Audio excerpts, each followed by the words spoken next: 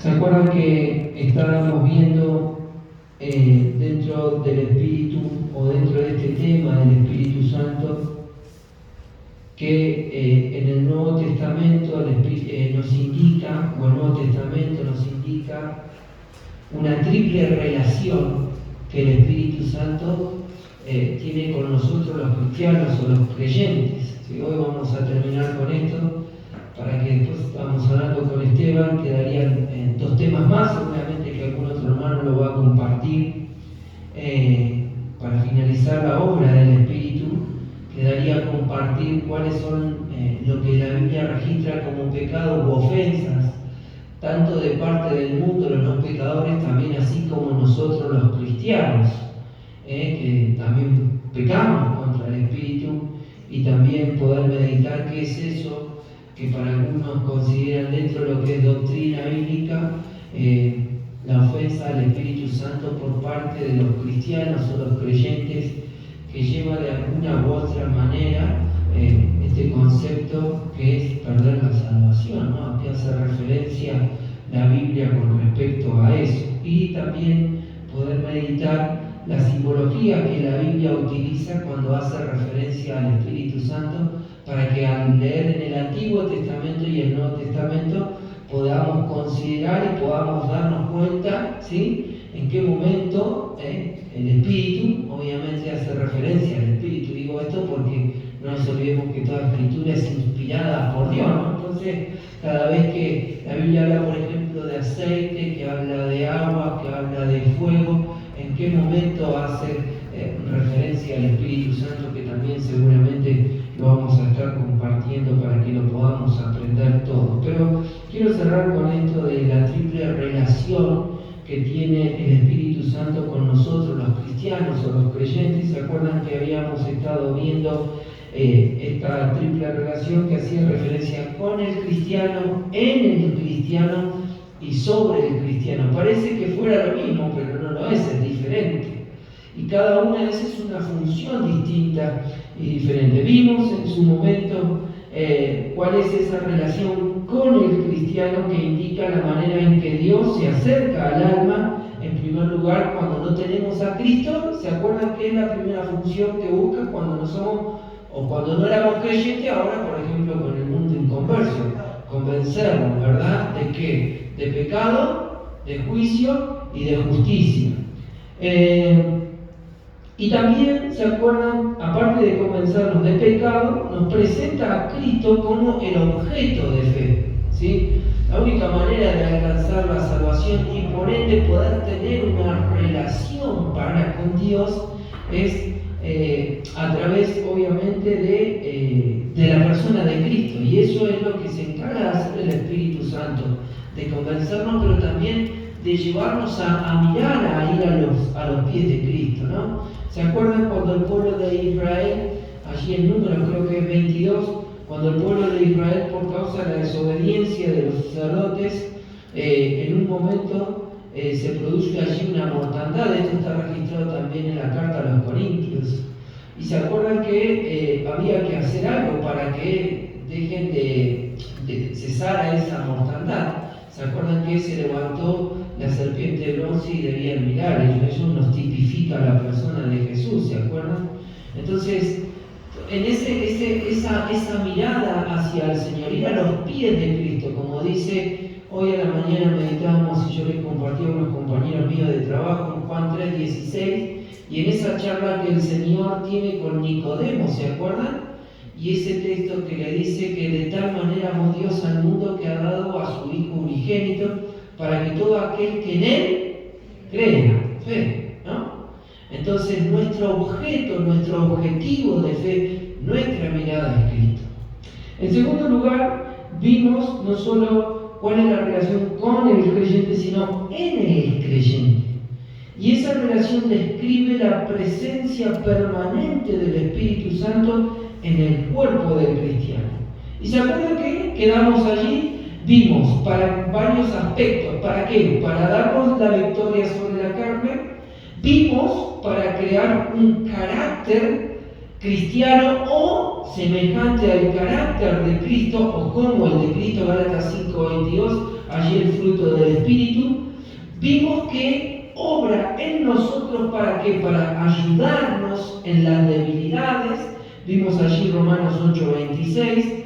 En cuarto lugar, vimos que obra en nosotros para inspirarnos a qué, a la oración, a vivir una vida en dependencia de Dios, a vivir una vida de dependencia de Cristo, en oración, acercarnos, comunicarnos con Él. Vimos en quinto lugar que nos guía o nos ayuda a convencernos de esa relación que tenemos, de esa posición de que somos hijos de Dios. Nos ayuda a convencernos, parece que eso nos cuesta, convencernos de que somos hijos de Dios. ¿Cuántas cosas podríamos hacer nosotros por causa de nuestros hijos? Y entender esto, ¿no? Que tenemos ese linaje, ¿sí? Ese linaje real, extraordinario, como veíamos, que tiene que ver con nuestra relación del Espíritu en nosotros. Vimos, quedamos acá. Primera, Efesios capítulo 5, por favor, versículo 26. Vamos a ver el sexto aspecto, que el Espíritu Santo tiene una relación en nosotros. ¿Para qué? Para la limpieza, dice, para aplicar las escrituras, para limpieza, dice, y santificación. ¿Se acuerdan del Salmo 119? ¿Cuál era? Salmo 119. Sí, 19 creo que, ¿no? ¿Con qué limpiará el joven su camino? Dice la expresión bíblica. Con guardar la palabra de Dios, ¿no? Entonces, en primer lugar, para purificar. ¿Qué purifica el Espíritu? No el Espíritu, sino las Escrituras. O sea, nos permite entender, nos permite discernir. Ahora, ¿qué nos limpia? ¿Qué nos purifica? ¿No? La mente. Yo oraba al Señor a la tarde después de que llegué de Neuquén, de estar compartiendo esa movilización con lo que todos ustedes saben que tiene que ver con movimientos políticos y demás. Y uno en forma espiritual tiene sus convicciones, ¿verdad? Entonces yo, por ejemplo, llegué a mi casa y oraba al Señor y le daba gracias, pero también uno pide perdón porque uno cuando está en ese ambiente se da cuenta que muchas veces, si no nos cuidamos como cristianos, terminamos pensando como el mundo, actuamos como el mundo, hablamos como el mundo. Y dice el apóstol Pablo, yo decía, Señor, con razón, el apóstol dice en Romanos 12:1, no conforméis a este siglo, no tomemos la forma del mundo. Terminamos haciendo lo que ellos hacen, ¿verdad? Yo oraba al Señor, y el Espíritu lo que busca a través de las Escrituras, de esa información que recibimos en esta cabecita, ¿sí? Que purificarnos, limpiarnos, pero dice también santificarnos. ¿Qué quiere decir? Hacernos distintos a la manera que tiene de actuar y de obrar el mundo. Dice Efesios capítulo 5, versículo 26. Efesios capítulo 5, versículo 26. ¿Lo tenéis, Patita? Vamos a leer quiero hacer referencia a algo que estaba meditando desde el verso 21. Pata, ¿se acuerdan que Berna lo último que había compartido era de que debíamos ser llenos del Espíritu? Dice Efesios 5:18, no os embriaguéis con vino, en lo cual hay disolución, dice, antes bien ser llenos del Espíritu Santo. Y saben que yo meditando en esto pensaba entre mí y con mi hermana Sonia.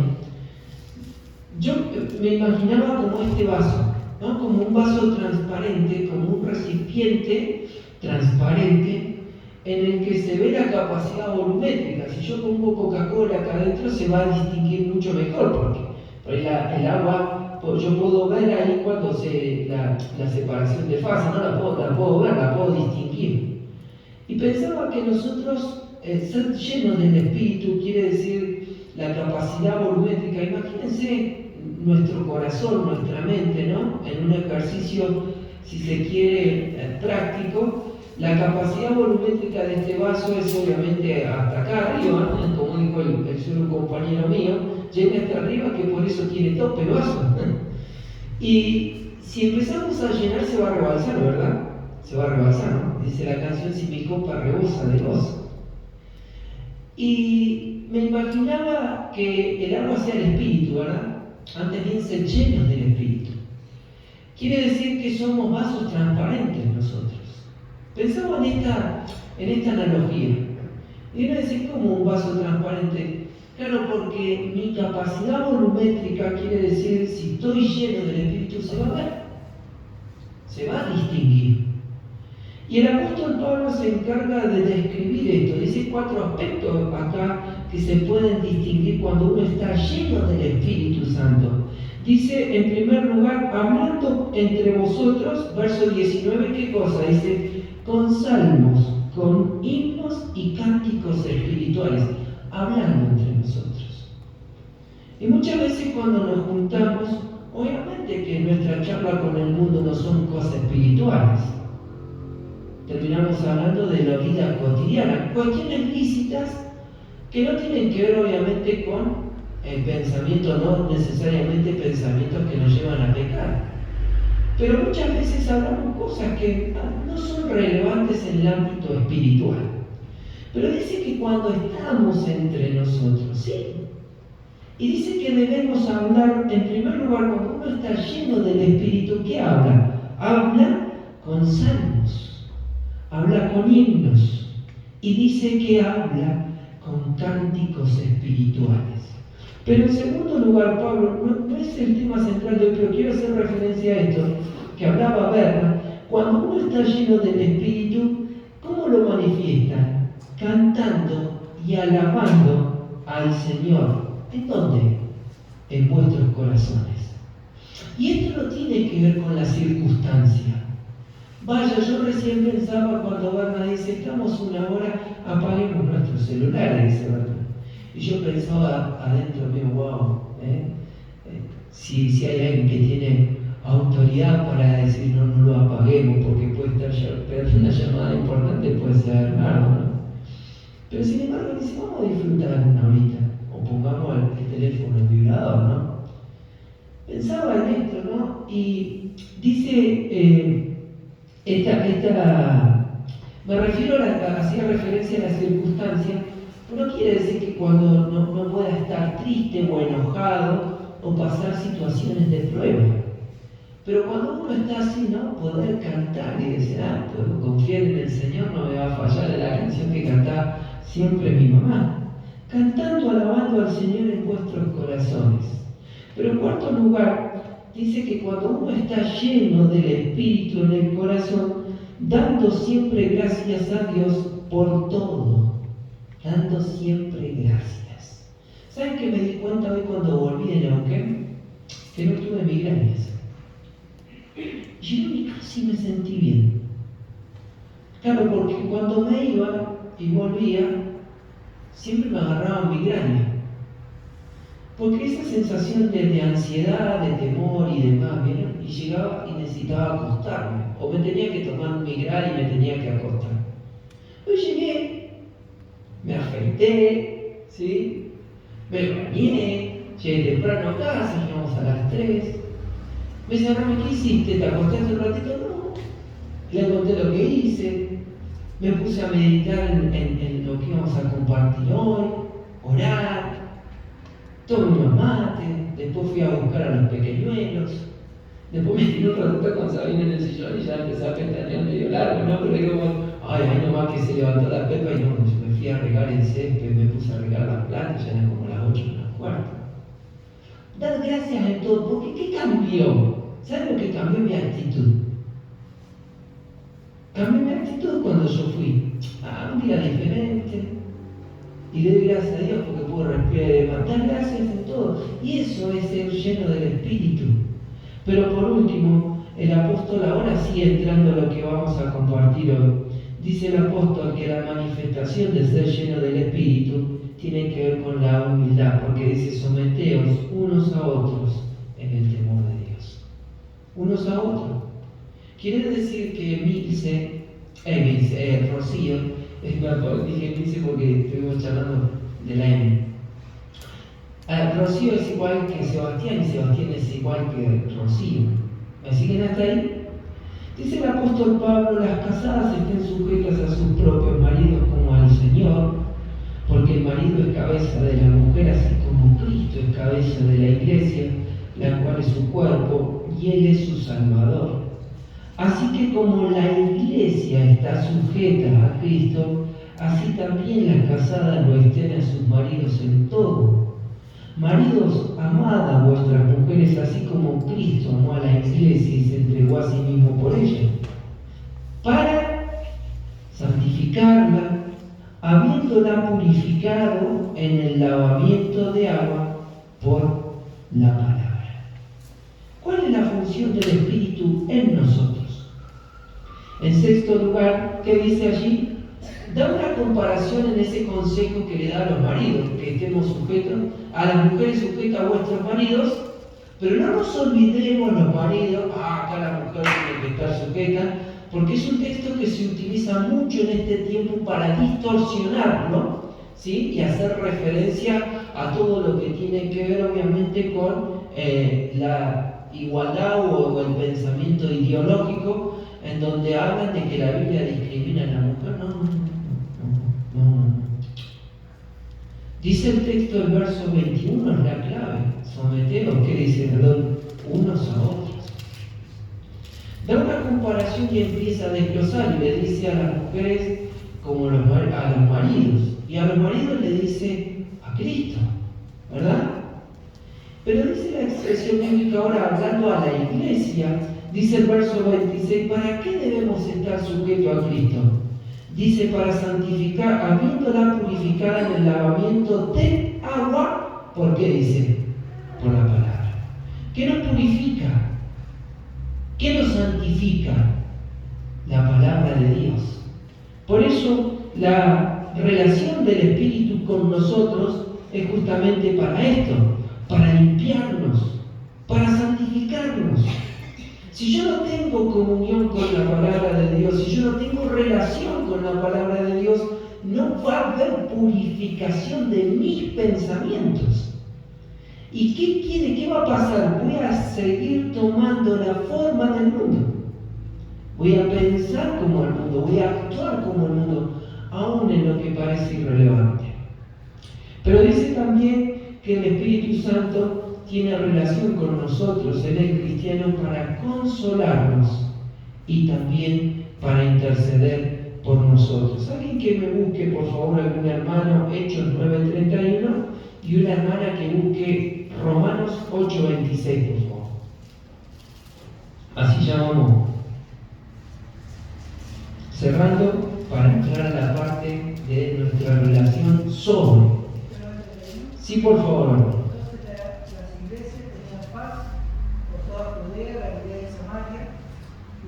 Andando en el temor del Señor y se acrecentaban fortalecidas por el Espíritu Santo. Perfecto.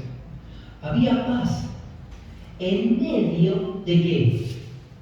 Empieza con fe y termina con la persecución. Pero había paz, dice, entre las iglesias.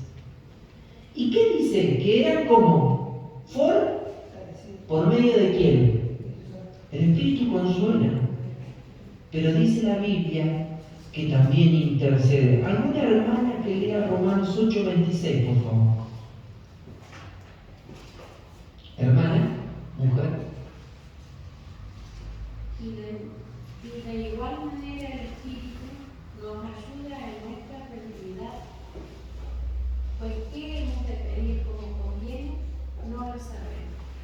Pero el Espíritu mismo intercede por nosotros con gemidos indecibles. Perfecto. ¿Vieron cuando nosotros leemos en Juan 11 el Señor Jesús frente a la tumba de Lázaro? ¿Vieron que hacemos referencia a ese texto más corto uno de los textos más cortos de la Biblia? ¿Qué dice? Juan 11, 46, si no me equivoco, 38, 36, 38, ¿qué dice? Jesús lloró. Claro, y vieron que Esa expresión a lo que hace referencia es no un lloro con un gemido, sino como que lloró con pena así como para adentro, digamos, ¿no? Esa expresión es la misma que se utiliza allí. Dice que el Espíritu con gemidos indecibles, el Espíritu intercede por nosotros. Si hemos de pedir como conviene, no lo sabemos. Y esto es maravilloso. Esto es extraordinario. Aún a veces cuando en nosotros, en nuestra tribulación o en las debilidades, y estamos ahí angustiados, solo hablamos con la placa de Jesús, no, pero a veces me da la sensación que no estoy pidiendo como conviene, no pido. Aún en eso está el Espíritu. Porque Él está intercediendo por nosotros. Si hemos de pedir como conviene, no lo sabemos. Pero Él con gemidos indecibles dice que intercede por cada uno de nosotros, elevando a nuestro Señor, a Dios, nuestras plegarias, al Padre. Y Él sí sabe cómo pedir. Dice la Biblia que la relación que hoy tiene el creyente con el Espíritu en nosotros es, como estábamos viendo, la sexta para limpieza y santificación, séptima para consolarnos e interceder, pero también en octavo lugar, para cerrar con esta relación, Juan capítulo 16, versículo 14, Juan capítulo 16, versículo 14, dice allí la expresión bíblica que el Espíritu hoy tiene una relación en nosotros. ¿Saben para qué? Dice el capítulo 16, versículo 14, Él me glorificará, porque tomará de lo mío y os lo hará. ¿Qué cosa? Saber. Si leemos allí desde el versículo 4 en adelante, está hablando de la obra del Espíritu, del gran Consolador. El Señor Jesús dice que Él tomará de lo mío, ¿y qué dice? Y os hará saber. Quiere decir que el Espíritu hoy está obrando en nosotros, ¿para qué? Para revelarnos ¿a quién? A la persona de Cristo. Qué lindo, ¿no? Claro, cuando uno no da lugar al Espíritu, cuando uno no deja que el Espíritu tome cada día, crezca, haya posesión de Él en nosotros, ¿qué pasa? Tampoco vamos a conocer de Cristo. Para cerrar, esta triple relación que el Nuevo Testamento nos habla del Espíritu con el creyente.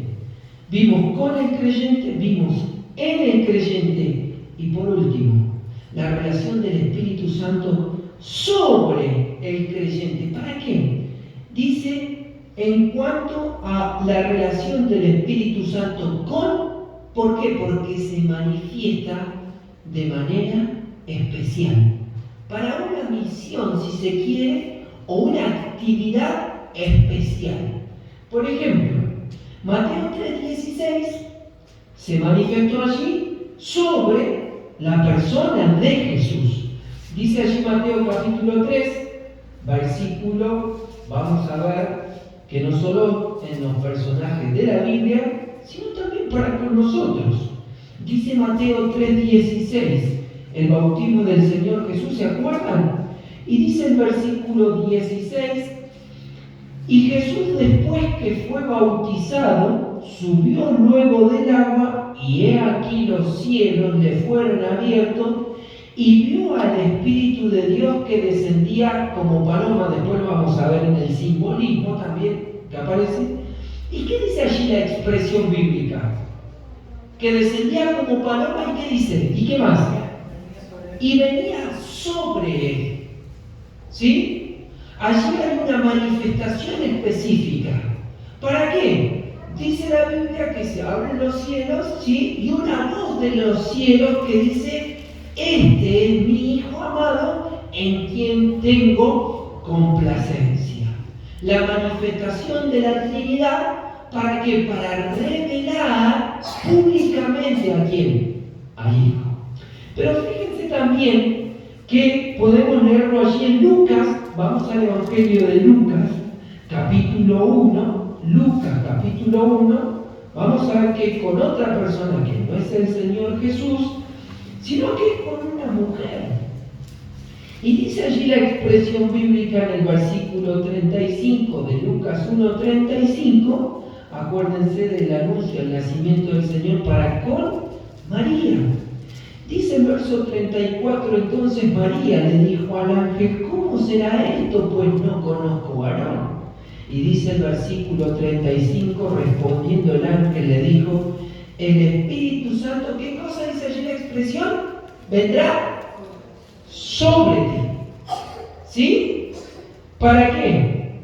Y el poder del Altísimo te cubrirá con su sombra, por lo cual también el santo ser que nacerá será llamado Hijo de Dios. ¿Para qué iba a venir el Espíritu sobre María? Para concebir. Porque María dice, ¿y cómo será esto si yo no conocí varón? Y entonces le dice el ángel, vendrá el Espíritu sobre ti. ¿Por qué? Porque el santo varón, va a la redundancia, debía ser santo. Sobre el Señor Jesús, sobre María. Suele pasar con algunos personajes más. De vuelta a la página, miren lo que dice Lucas 2:25. Por ejemplo, aquí encontramos un discípulo de Dios que estaba esperando, ¿qué cosa? El nacimiento del Mesías, Simón. Y dice Lucas 2:25, ¿se acuerdan que lo van a presentar al Señor Jesús al templo? Simón lo estaba esperando, lo toma en sus brazos y dice Simón, y he aquí, había en Jerusalén un hombre llamado Simeón, y este hombre justo y piadoso esperaba la consolación de Israel. ¿Y qué dice allí la expresión bíblica? Y el Espíritu Santo, ¿qué cosa dice? Estaba sobre él. Y lo tomó en sus brazos. ¿Y qué dice? Ahora despide a tu siervo en paz. Ya me puedo morir tranquilo. ¿Se entiende lo que nos quiere enseñar aquí la palabra de Dios?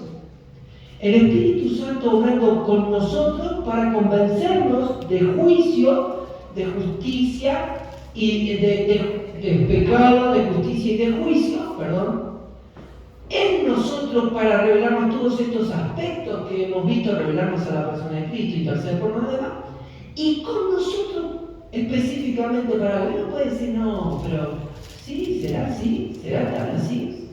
Miren, no vamos a leerlo todos, pero sí, por ejemplo, dice la Biblia, tengo muchos ejemplos más, pero vamos a cerrar porque dice también que el Espíritu está sobre los creyentes de manera general. Y dice Primera de Pedro, vamos a Primera de Pedro, vamos a leer 2 versículos para terminar.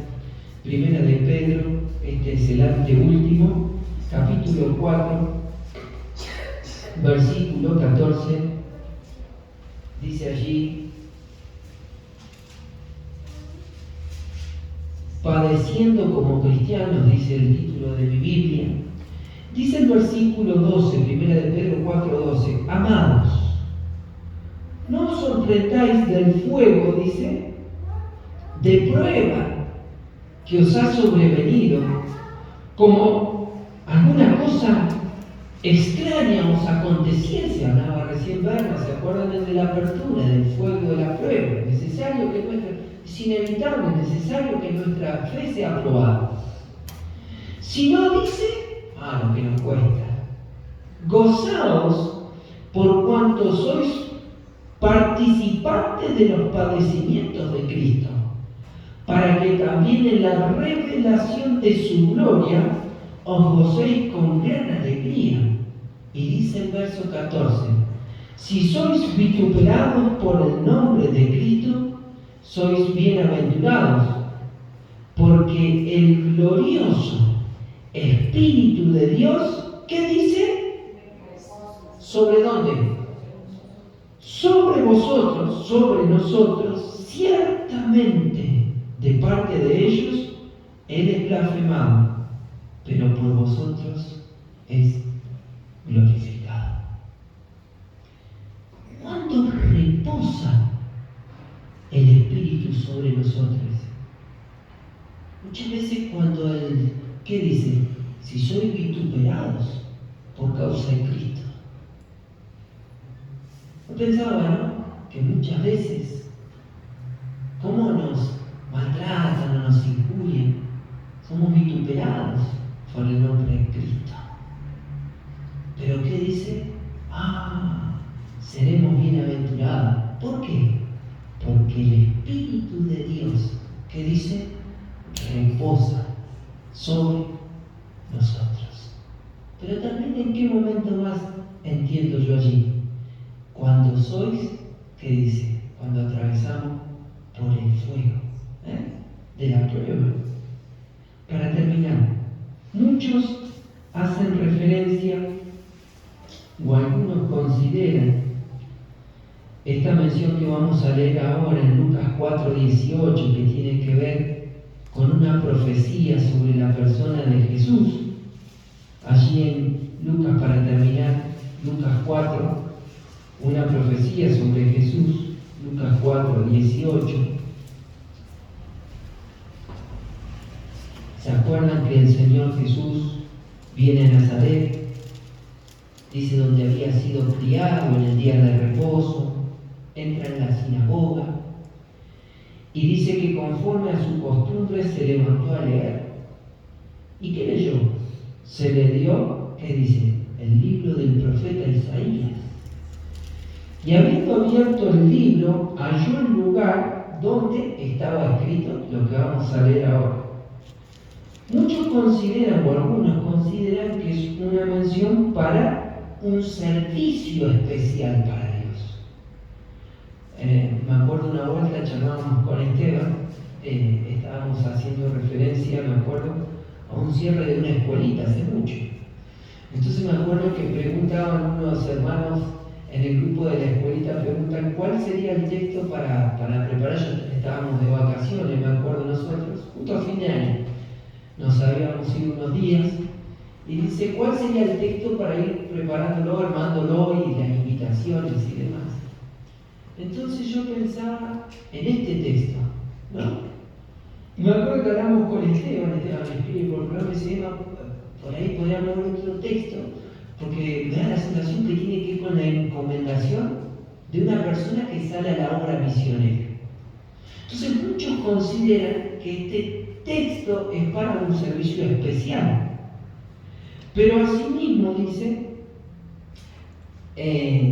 con la venida inicial del Espíritu Santo allí en Pentecostés al cristiano, en la relación con nosotros, acuérdense, y su permanencia en nosotros, hace referencia a este texto, que también es sobre nosotros, para el servicio de la obra de Dios.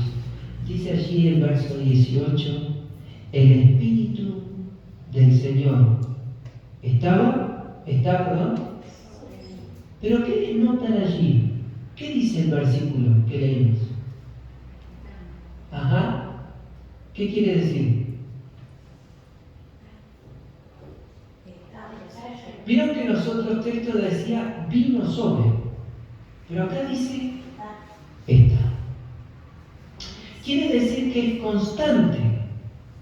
Este es un texto que también nos sirve como argumento para lo que las Escrituras establecen, que el Espíritu Santo viene y ¿qué?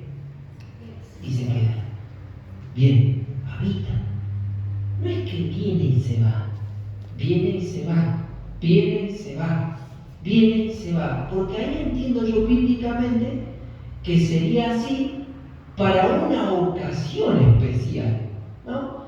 Y dice que esta unción, si se quiere, es para que podamos en este tiempo servir a Dios. Si no, sería imposible. Porque serviríamos acorde a ¿qué? A nuestro conocimiento, a nuestras capacidades, ¿sí? Entonces sería un servicio débil, sería un servicio carnal, o basado en fundamentos humanos, si se quiere. El Espíritu del Señor está sobre mí por cuanto me ha ungido. ¿Para qué? Para dar buenas nuevas. ¿A quién? A los pobres.